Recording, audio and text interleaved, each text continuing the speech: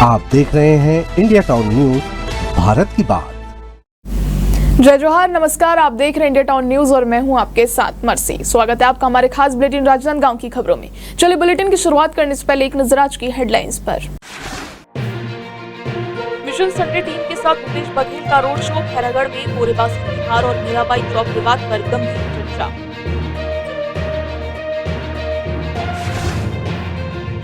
Collector ने किया मंडी खोल गुफा का निरीक्षण। मेला व्यवस्थाओं पर दिए महत्वपूर्ण निर्देश। पर्यटन केंद्र के रूप में विकास की योजना।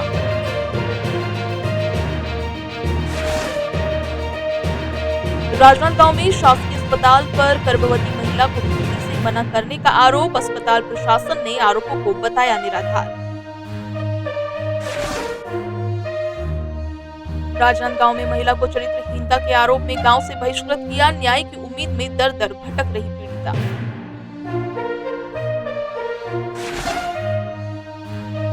आतंकी हमले के विरोध में छुरिया में जनसैलाब उमड़ा। पुतला दहन कर जताया आक्रोश। प्रधानमंत्री के नाम सौंपा ज्ञापन। कल मजदूर दिवस के अवसर पर खैरागढ़ विधानसभा क्षेत्र के ग्राम अवेली में आयोजित जिला स्तरीय बोरेबासी तिहार और भूमि पूजन कार्यक्रम में पहुंचे पूर्व मुख्यमंत्री भूपेश बघेल का मिशन संडे टीम ने भव्य स्वागत किया। टीम के संयोजक और विधायक प्रतिनिधि मनराखन देवांगन के नेतृत्व में यह स्वागत कार्यक्रम आयोजित किया गया था, जो विधायक यशोदा वर्मा के मार्गदर्शन में संपन्न हुआ। मिशन संडे टीम द्वारा निकाली गई बाइक रैली के साथ भूपेश बघेल का काफिला कार्यक्रम स्थल ग्राम अवेली स्थित स्कूल चौक पहुंचा, जहां उन्हें मंच पर आमंत्रित किया गया। कार्यक्रम के दौरान मीराबाई चौक में हुई तोड़फोड़ के मुद्दे को मनराखन देवांगन ने पूर्व मुख्यमंत्री के समक्ष गंभीरता से उठाया। उन्होंने इससे संबंधित दस्तावेजों की प्रतियां भूपेश बघेल को सौंपी और आग्रह किया कि भविष्य में अगर मीराबाई चौक पर पुनः मूर्ति स्थापना को लेकर आंदोलन होता है तो उसमें उनकी उपस्थिति अपेक्षित रहेगी। खैरागढ़ छुईखदान गंडई जिले के कलेक्टर ने छुईखदान विकासखंड के ग्राम ठाकुर टोला में स्थित ऐतिहासिक और धार्मिक दृष्टि से महत्वपूर्ण मंडी खोल गुफा का स्थल निरीक्षण किया। ये गुफा अक्षय तृतीया के बाद श्रद्धालुओं के लिए खोली जाती है। कलेक्टर ने गुफा खोलने से पूर्व सभी व्यवस्थाओं की तैयारी सुनिश्चित करने के उद्देश्य से ये दौरा किया। निरीक्षण के दौरान कलेक्टर ने गुफा के भीतर साफ सफाई, सुरक्षा, मार्ग व्यवस्था और श्रद्धालुओं की सुविधाओं को लेकर अधिकारियों को निर्देश दिए। उन्होंने जनपद पंचायत छुईखदान के सीईओ को मार्ग की सफाई और अन्य तैयारियां समय रहते पूर्ण करने को कहा। इसके अलावा कलेक्टर ने स्वास्थ्य विभाग को मेला स्थल पर प्राथमिक स्वास्थ्य सुविधाओं के लिए कैंप लगाने का निर्देश दिया। साथ ही उन्होंने स्थानीय युवाओं को गाइड के रूप में रखने की भी सलाह दी। एक गर्भवती महिला को राजनांदगांव के शासकीय मेडिकल कॉलेज अस्पताल द्वारा इलाज से मना किए जाने का मामला सामने आया है। जानकारी के अनुसार बालोद जिले के ग्राम पुनार कसा से गर्भवती महिला अपने परिजनों और मितानिन के साथ अस्पताल इलाज के लिए पहुंची थी, लेकिन देर रात होने के कारण अस्पताल में उसे भर्ती नहीं किया गया। महिला की हालत गंभीर होने के बावजूद अस्पताल प्रशासन ने उसे भर्ती करने से इनकार कर दिया। इसके बावजूद मजबूरन महिला को प्राइवेट अस्पताल में प्रसव कराना पड़ा। वहीं शासकीय मेडिकल कॉलेज अस्पताल के प्रबंधन ने इन आरोपों को निराधार बताते हुए अस्पताल में महिलाओं के इलाज की पूरी व्यवस्था है और रात के समय भी प्राथमिक स्वास्थ्य सुविधाएं उपलब्ध थी। उन्होंने बताया कि महिला को उचित समय पर प्राइवेट अस्पताल भेजने की सलाह दी गई थी।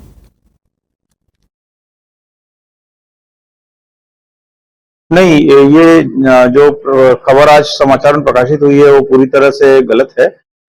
मरीज लिकेश्वरी नाम की एक मरीज थी जो कि बालोद जिले की रहने वाली थी, 22 वर्ष की थी। पूर्व में कभी भी इस अस्पताल में उपचार हेतु नहीं आए थे।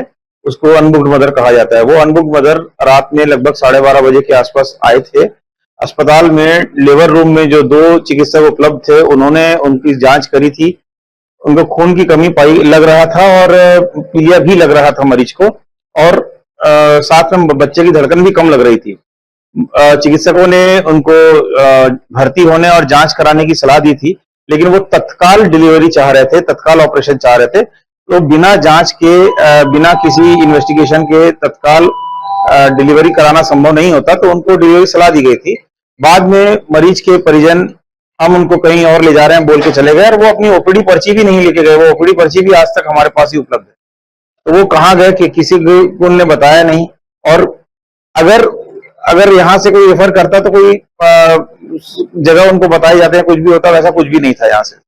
डूंगरगढ़ क्षेत्र के मोहरा कसारी गांव की एक महिला पर चरित्रहीनता आरोप लगाकर गांव से बहिष्कृत कर दिया गया है। महिला पिछले 3 महीनों से न्याय की गुहार लगा रही है, लेकिन अब तक उसे कोई न्याय नहीं मिला है। महिला ने कई बार कलेक्टर और एसपी कार्यालय के सामने आवेदन दिया, लेकिन सुनवाई का कोई परिणाम नहीं आया।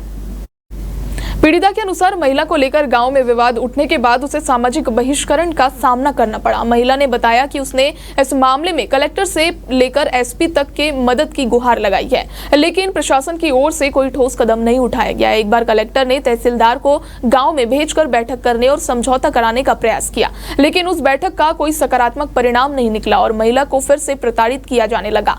अब महिला ने राजनांदगांव एसपी कार्यालय में फिर से शिकायत दर्ज कराई और कहा कि अगर अब भी सुनवाई नहीं होगी तो वह मुख्यमंत्री के पास जाएगी। मोर चरित्र में दाग लगा के गांव से मोला बहिष्कार कर दे है, ओकर बर में है सूचना के देवर करके आ हूँ एसपी साहब के पास।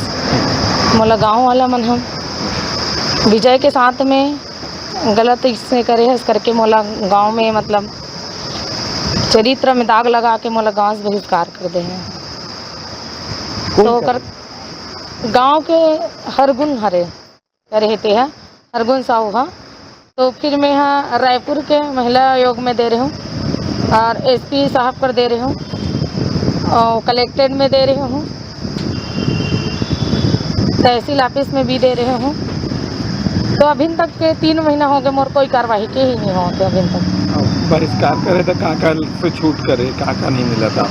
मोला पूरा गांव में बातचीत करना बंद कर दे। फिर मोर दुकान में कोई लेन देन भी पूरा बंद है, किराना दुकान है हमें। और मोला मतलब काकरो घर भी आना जाना भी बंद कर दे, नाव बरेट सबसे बंद कर दे। मतलब मोला कोई से ताल्लुकात नहीं रखे गाँव में। बस हम मोर 2 भी बच्चा है और हमारा आदमी है मैं, और मोर देवर, मोर देरानी, मोर सास, इतना झला पूरा अलग कर दे गाँव से। मैं ग्रामवासी हूँ एक, है ना, और मेरे गांव में मेरे को मेरे मिसेस को चरित्र में लांछन लगाकर मेरे को गांव से बहिष्कार कर दिया है। और मेरे वो किराना दुकान चलाती है मेरे मिसेस, और मैं शासकीय नौकरी में हूँ, जो कि अपना परिवार छोटा मोटा धंधा करके अपना मिसेस मेरे परिवार को संभालती है। और अभी भी ना तो नाऊ ब्रेड किसी से लेन देन ना करते हुए मेरे को गांव से बहिष्कार कर दिया गया है। तो अब क्या चाह रहे हो? मैं इसमें मेरे को न्याय चाहिए करके चाहिए मेरे को बस। जम्मू कश्मीर के पहलगाम में 22 अप्रैल को हुए आतंकी हमले के विरोध में गेंदाटोला में जन आक्रोश फूट पड़ा। इस कायरतापूर्ण और अमानवीय घटना के खिलाफ जन संघर्ष समिति, व्यापारी संघ और क्षेत्रवासियों ने मिलकर एक विशाल विरोध सभा का आयोजन किया। गेंदाटोला बस स्टैंड में आयोजित इस विरोध सभा में बड़ी संख्या में नागरिकों, सामाजिक संगठनों और युवाओं ने भाग लिया। कार्यक्रम की शुरुआत शहीद हुए निर्दोष पर्यटकों को श्रद्धांजलि अर्पित करते हुए 2 मिनट के मौन व्रत से की गई। इसके बाद पाकिस्तान प्रायोजित आतंकवाद के खिलाफ जोरदार नारेबाजी की गई और आतंकवाद का पुतला दहन कर विरोध व्यक्त किया गया। कार्यक्रम के अंत में प्रधानमंत्री के नाम एक ज्ञापन तहसीलदार को सौंपा गया, जिसमें आतंकवाद के खिलाफ कठोर कार्रवाई की मांग की गई है। गुरुवार शाम आए तेज आंधी और बारिश के कारण ग्राम उदयपुर के दर्जनों गरीब परिवारों के घर में लगे टीन शेड उड़ गए, जिससे ये परिवार बेघर हो गए हैं। प्रधानमंत्री आवास योजना के अंतर्गत गरीब परिवारों को आवास दिलाने के लिए शासन द्वारा अभियान चलाया जा रहा है, लेकिन गलत सर्वे के चलते अत्यंत गरीब परिवारों को इस योजना का लाभ नहीं मिल पा रहा है। इसके साथ ही शादी के सीजन में आंधी और बारिश ने कई परिवारों के लिए मुश्किलें बढ़ा दी है, खासकर उन परिवारों के लिए जो शादी की तैयारी कर रहे थे और जिनका घर अब छत विहीन हो गया है। इन परिवारों को भारी समस्याओं का सामना करना पड़ रहा है, जिससे प्रशासन से तत्काल मदद की अपील की जा रही है। वक्त हो चुका है छोटे से ब्रेक का। खबरें और भी है, बने रहिए इंडिया टाउन न्यूज के साथ। अब खबर आपकी उंगलियों पर, हर खबर पर हमारा नजरिया। इंडिया टाउन न्यूज, भारत की बात। राजनांदगांव शहर के लक्ष्मी ज्वेलर्स में 2 दिन पहले ठगी का एक बड़ा मामला सामने आया, जहां 2 महिलाओं ने सोना खरीदने के नाम पर करीब 4.90 लाख रुपए की ठगी कर ली। ये घटना तब हुई जब दोनों महिलाएं दुकान में नकली सोना लेकर आई और उसे असली बताकर दुकानदार को दिखाया। सोने की गुणवत्ता की झांसे में आकर दुकानदार ने उन्हें नकली सोने के बदले लगभग 4.90 लाख की नगद राशि दे दी। बाद में जब दुकानदार ने सोने की जांच कराई तो वह नकली निकला। इसकी जानकारी देते हुए दुकानदार ने तत्काल पुलिस में रिपोर्ट दर्ज कराई। पुलिस ने मामले को गंभीरता से लेते हुए जांच शुरू की और दोनों महिलाओं की लोकेशन ट्रैक करते हुए उन्हें बिलासपुर से गिरफ्तार कर लिया है। जांच में यह भी सामने आया कि इन महिलाओं द्वारा इस तरह की ठगी की घटनाएं पहले भी की जा चुकी है, जिसमें अन्य ज्वेलर्स को भी निशाना बनाया गया है। कल लक्ष्मी ज्वेलर्स में करीब 2:30-3 बजे के आसपास में महाराष्ट्र के 2 लोग आए थे। उनके द्वारा नकली सोना देकर असली सोना लेके चले गए थे, जिस पर से उन्होंने रिपोर्ट दर्ज कराई थी, जिनका हमने पतासाजी किया है और आरोपियों को नागपुर भंडारा महाराष्ट्र से हम गिरफ्तार किया गया है। इन्होंने इससे पहले बिलासपुर में भी ठगी की थी और रायपुर में भी ठगी की थी, तो इन्हें हमें पकड़ने में सफलता हासिल हुई है और हम इन्हें बहुत ही जल्द माननीय न्यायालय के समक्ष प्रस्तुत करेंगे। अभी हम चेक कर रहे हैं। राजनांदगांव के जयस्तंभ चौक में स्थित वर्षों पुराना और जर्जर हो चुका कांग्रेस भवन आखिरकार प्रशासन की कार्रवाई की जद में आ गया है। नगर निगम द्वारा पहले ही नोटिस जारी किए जाने के बावजूद कई दुकानदार बिना वैध अनुमति के इस भवन में अपने व्यवसाय का संचालन कर रहे थे। नगर निगम और भवन तोड़फोड़ समिति की निगरानी में भवन को ध्वस्त करने की प्रक्रिया शुरू कर दी गई। समिति अध्यक्ष ने जानकारी दी कि ये भवन काफी समय से जर्जर स्थिति में था और अब इसे पूरी तरह साफ कर छत्तीसगढ़ का सबसे खूबसूरत कांग्रेस भवन बनाया जाएगा। इस कार्रवाई से वहां वर्षों से व्यवसाय कर रहे दुकानदारों में भारी नाराजगी है। उनका कहना है कि मामला इस समय रायपुर कोर्ट के भाड़ा नियंत्रण बोर्ड में विचाराधीन है और अभी तक उसका कोई समाधान नहीं हुआ है। दुकानदारों का आरोप है कि उन्हें ना तो किसी प्रकार की अग्रिम सूचना दी गई, ना ही वैकल्पिक व्यवस्था की गई। एक दुकानदार ने बताया कि इन स्थान के संस्थापक सदस्यों में उनके पिता का नाम शामिल था। बावजूद इसके बिना बातचीत या विकल्प के उनकी दुकान को तोड़ा जा रहा है। यह मामला इतना सही है कि हमारे दादाजी इसके फाउंडर मेंबर हैं, है ना, और उसी के द्वारा हमको यहाँ पे दुकान अलॉट हुई है और उस समय हम लोग 2000 रुपये प्रदान किए थे भवन निर्माण के लिए और श्रमदान भी किए थे हमारे दादाजी ने। अब 2021 में भूपेश सरकार ने इस जगह को कांग्रेस कमेटी को दे दी, तो कांग्रेस कमेटी को जो अंदर की जगह प्रदान की गई है खाली जगह, और हमारी जो जगह है वो शासन के अधीन में है।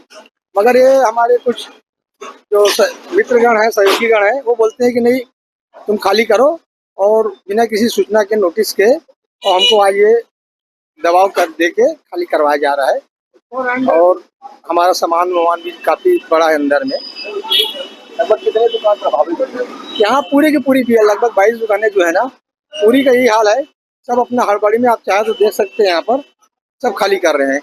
नहीं, हम तो घर में थे उस समय। हम दुकान 9 बजे खोलते हैं। सामने से लोगों का इधर फोन आया चौक वालों का कि आपकी दुकान टूट रही है करके, जेसीबी वगैरह आया है। हमने दुकान खोल के देखा तो पीछे दीवार टूट चुकी थी। दीवार टूट गई तो मेरा नुकसान हो रहा था। फिर आंखों के इतने सारे कपड़े हैं, सब तैयार कपड़े हैं और शादियाँ हुए का सीजन है, तो मैंने आनंद फानंद में सब कपड़ों को लेके अपने घर में शिफ्ट कर दिया। अभी फर्नीचर का जो नुकसान हुआ है वो तो है ही है, बाकी ग्राहकों के कपड़ों का नुकसान नहीं होना चाहिए। मेरी टेलरिंग दुकान है, इसलिए मैंने अपने घर में शिफ्ट कर दिया है। हमको बिना सूचना के नहीं, हमको ना समय दिए ना कुछ नहीं दिए, तोड़ दिए। मैं बोला सामान हटाने तक की तो मोहलत दे दो, तो बोलते 10 मिनट में आप सामान हटा दो। भाड़ा नियंत्रण आप लोगों का केस चल रहा था, उसमें भाड़ा नियंत्रण में जब पहले हमारा केस चल रहा था, हम उस भाड़ा नियंत्रण में केस जीत चुके थे। उसके बाद फिर से हमने भाड़ा नियंत्रण में लगाया था, हमको स्टे मिल गया था, पर स्टे इस 28 तारीख को कैंसिल हो गया। कांग्रेस भवन बहुत करीब 70-80 साल पुराना एक भवन है। इस भवन के लिए हमें नगर पालिका से 2-3 बार नोटिस आ चुका है कि भवन जर्जर हो गया है। PWDB का इंजीनियर के द्वारा भी एक हमको रिपोर्ट दी गई SDM को, इसकी भवन जर्जर हुआ, इसकी ये रहने के लायक नहीं, इसको तोड़ा जाए। उस परिप्रेक्ष्य में हम लोगों ने तोड़ने की कार्रवाई किए हैं और हम लोगों ने तोड़ने की कार्रवाई के लिए SDM से और रेट एंड कंट्रोल का ट्रिब्यूनल रायपुर से भी हमको NOC मिला हुआ है। पूर्व में देखा जाए तो दुकानदारों के साथ भी कभी विरोध हुआ करता था। नहीं, दुकानदार हमारे किराएदार हैं ही नहीं। बहुत सालों से हमारे कभी किराया नहीं दिए, कोई किराएदार नहीं है। 2021 में शहर कांग्रेस कमेटी के नाम से रजिस्ट्री हुई है।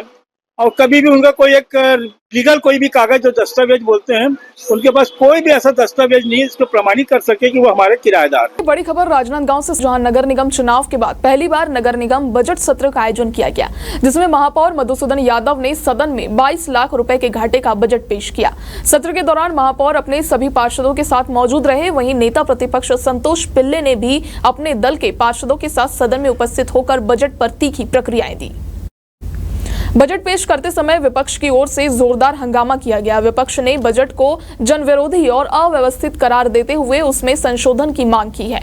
बावजूद इसके महापौर यादव ने बजट प्रस्तुत किया और नगम के विकास कार्यों को प्राथमिकता देने की बात कही। नगर निगम का ये पहला बजट सत्र आगामी राजनीतिक दिशा को भी तय कर सकता है। ऐसे में सभी की निगाहें आने वाले फैसलों पर टिकी हुई है। शिक्षा के क्षेत्र में वर्षों तक सेवा देने वाले 3 वरिष्ठ शिक्षकों के सम्मान में संकुल स्तरीय विदाई समारोह का आयोजन छुरिया में किया गया। इस भावुक अवसर पर जिला पंचायत अध्यक्ष किरण रविंद्र वैष्णव मुख्य अतिथि के रूप में शामिल हुए। समारोह में लेमन सिंह नेताम, मुकुंद राम नेताम और नंद लक्ष्मी रंजारे को सेवानिवृत्ति पर भावभीनी विदाई दी गई। इन शिक्षकों की वर्षों की सेवाओं और समर्पण को स्मरण करते हुए समस्त ग्रामवासियों और शिक्षक समुदाय ने उनके प्रति आभार व्यक्त किया। इस अवसर पर संबोधित करते हुए किरण रविंद्र वैष्णव ने कहा कि शिक्षक हमारे जीवन का एक महत्वपूर्ण हिस्सा होते हैं। वे न केवल ज्ञान देते हैं बल्कि समाज को दिशा देने वाले मार्गदर्शक भी होते हैं। कार्यक्रम का समापन सम्मान पत्र और स्मृति चिन्ह भेंट कर किया गया। राजनांदगांव जिले की होनहार बेटी सोनल मरकाम ने अंतर्राष्ट्रीय मंच पर भारत का नाम रोशन किया है। उन्होंने बैंकॉक में आयोजित 4BFA महिला बेसबॉल एशियन कप क्वालिफायर में भारतीय टीम का प्रतिनिधित्व करते हुए सिल्वर मेडल जीतने में सफलता प्राप्त की। ये प्रतियोगिता 23 से 29 अप्रैल के बीच आयोजित हुई, जिसमें भारतीय महिला टीम ने शानदार प्रदर्शन करते हुए ग्रुप चरण के सभी मुकाबलों में जीत दर्ज की। टीम ने थाईलैंड को 6 से 5 रोमांचक मुकाबले में हराकर फाइनल में प्रवेश किया। हालांकि फाइनल में कड़े मुकाबले में इंडोनेशिया से 4-5 से हार का सामना करना पड़ा। बावजूद इसके सोनल की उपलब्धि पूरे देश और विशेष रूप से छत्तीसगढ़ के लिए गर्व का विषय बन गई है। राजनांदगांव रेलवे स्टेशन पर सोनल मरकाम के स्वदेश लौटने पर फूल मालाओं और ढोल नगाड़ों से जोरदार स्वागत किया गया। इस दौरान बेसबॉल कोच, खिलाड़ी, परिजन और खेल प्रेमियों की भारी भीड़ उमड़ी। भारतीय बेसबॉल संघ की महासचिव और छत्तीसगढ़ बेसबॉल संघ की उपाध्यक्ष के नेतृत्व में इस ऐतिहासिक अवसर को संभव बनाया। सोनल मरकाम अब 26 अक्टूबर से 1 नवंबर तक रिपब्लिक ऑफ चाइना में आयोजित होने वाले एशियन कप में भारत का प्रतिनिधित्व करेगी। मैं क्लास 6 से ये गेम खेल रही हूँ और मेरे को 15 साल हो गया ये गेम खेलते हुए, और आज मुझे ये मौका मिला इंडिया में अपने आप को प्रदर्शन करने का। मुझे बहुत खुशी है कि मैं इंडिया थाईलैंड जा कर के अपने गेम का प्रतिनिधित्व किया। मुझे बहुत खुशी है कि मुझे हमारी सेक्रेटरी मिताली मैडम जो मुझे इस अवसर तक पहुंचने का मौका दिया, बहुत बहुत धन्यवाद करती हूं उनका मैं। हमारे राजनांदगांव से श्रीमती पूजा श्रीवास्तव मैडम, श्री शैलेंद्र श्रीवास्तव सर का, उनका भी मैं बहुत बहुत आभार करती हूँ कि मुझे यहाँ तक पहुँचने का मौका दिया। कोच चंदन साहू सर का भी मैं बहुत बहुत धन्यवाद करती हूँ।